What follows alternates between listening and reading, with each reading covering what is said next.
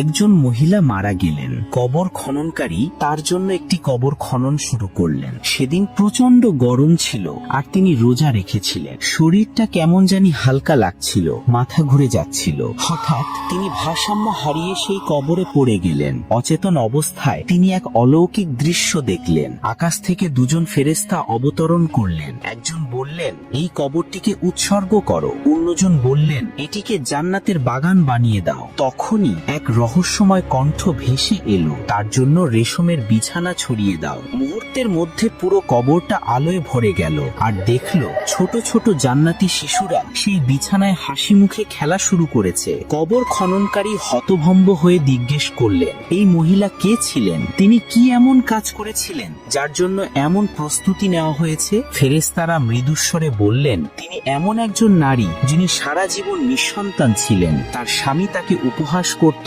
বন্ধা বলে কষ্ট দিত, কিন্তু তবুও তিনি ধৈর্য ধরে আল্লাহর সিদ্ধান্তের অপেক্ষায় ছিলেন। তার সেই ধৈর্য আর আল্লাহর প্রতি অবিচল বিশ্বাসের প্রতিদান আজ জান্নাতের রেশমি বিছানা হয়ে তার জন্য প্রস্তুত হয়েছে।